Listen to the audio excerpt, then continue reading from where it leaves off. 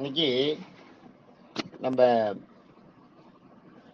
தமிழ யானை குறித்த மற்ற பெயர்களை பார்ப்போம்.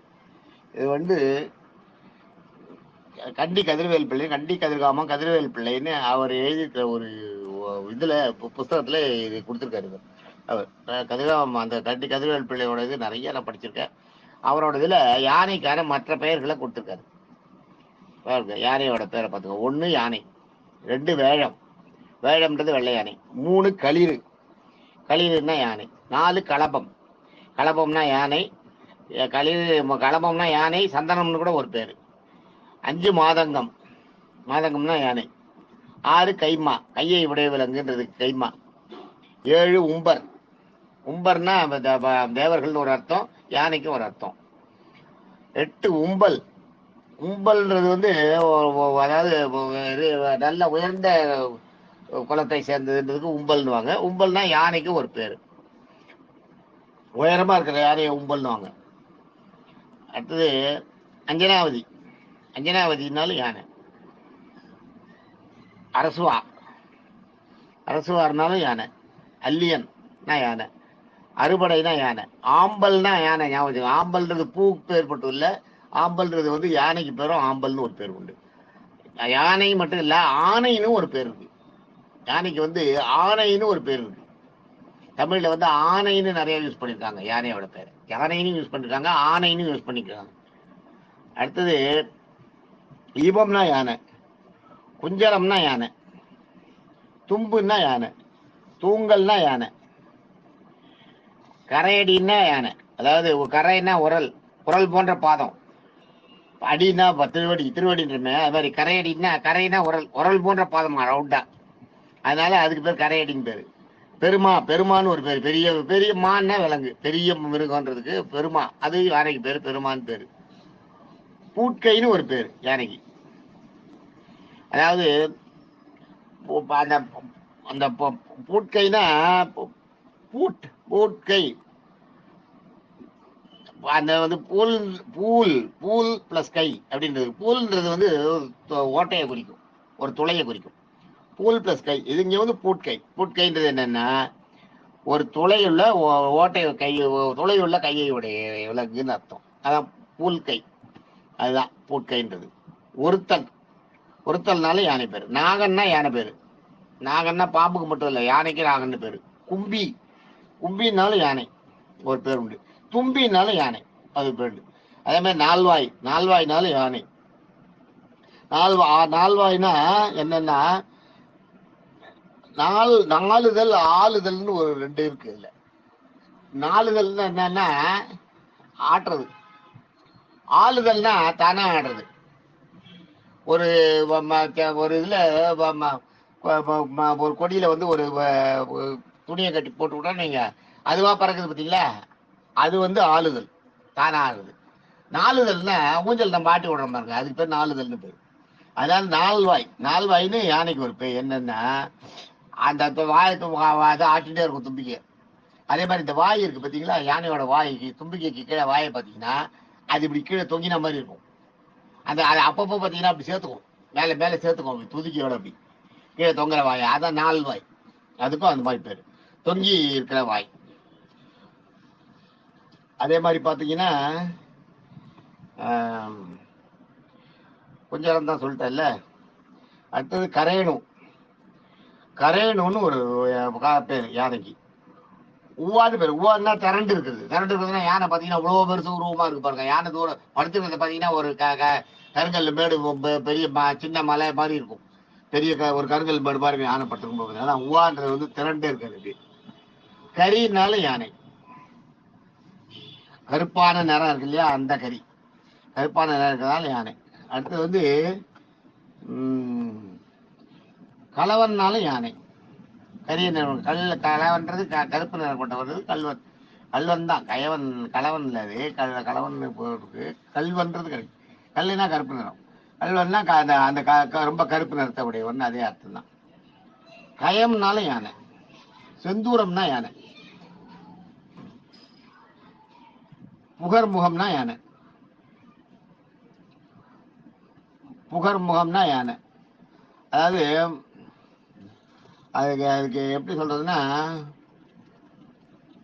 முகப்புள்ளி முகத்துல புகர் முகம்னா, புகர்ன்றது என்னன்னா யானைக்கு, சில யானைக்கு பாத்தீங்கன்னா புள்ளி இருக்கும் பாத்தீங்களா, வெள்ளை புள்ளி. அதான் அது அந்த புள்ளிக்கு பேர் தான், அந்த வெள்ளை புள்ளி இருக்கிறதுக்கு பேர் தான் முகப்புள்ளின்னு பேருவாங்க. அதுக்கு அது வந்து மச்சம் கிடையாது, தழும்பும் கிடையாது. நிறமே பாத்தீங்கன்னா அந்த மயிலன்னுவாங்க, கலந்தா மாதிரி இருக்கும். அது அதுக்கு பேர் அந்த மாதிரி முகத்துல புள்ளி புள்ளியா இருக்கும் வெள்ளையா. அதான் புகர் முகம். புகர்னா புள்ளி, முகப்புள்ளி. முகத்துல இருக்கிற புள்ளிக்கு மட்டும்தான் புகர்னு பேர், புகர் முகம்னு பேரு. அடுத்து தந்தி, தந்தினாலும் யானை. மதாவளம்னா யானை. தந்தாவளம்னா யானை.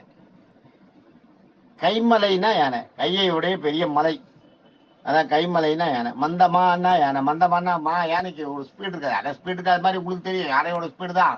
ஆனா அதனோட உருவத்துக்கு ஏற்ற ஸ்பீடு கிடையாது. அதனால மந்தமான்னு பேர் அதுக்கு. கொஞ்சம் மந்தமா தான் இருக்கும். மந்தமான அப்படி பாத்தீங்கன்னா அப்படி இருக்கும், ஆடின்னு இருக்கும். அதனோட உருவத்துக்கு ஏற்ற ஸ்பீடுன்றது எவ்வளவு இருக்கணும். இப்ப நம்ம வந்து எத்தனை, ஒரு கிலோமீட்டருக்கு நம்ம ஒரு மணி நேரத்துக்கு நம்ம வந்து ஒரு 60 கிலோ. நம்ம ஒரு 60 கிலோவுக்கு நம்ம என்ன பண்ணுறோம், ஒரு எந்த ஸ்பீடில் ஓடுறோம், ஒரு மணி நேரத்துக்கு ஒரு 30 கிலோமீட்டர், 25 கிலோமீட்டர் ஸ்பீடு ஓடுறோம்ல. அப்போ யானை என்ன ஓடணும், நம்மள மாதிரி 25 20 30 மடங்கு வெயிட் இருக்கும் யானை. அதுக்கு மேலேயே கூட இருக்கும். நீங்கள் 30 மடங்குன்னு வச்சிங்கனாலும் 25 75 75 கிலோமீட்டர் ஸ்பீடில் ஓடணும் யானை.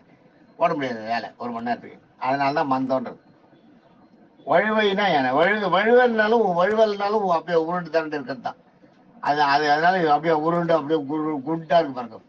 அதுக்கு பேர் அந்த அந்த வயறு பெருசா இருக்கே, அதுக்கு பேர் வழுவல் பேர். வழுவைனா யானை.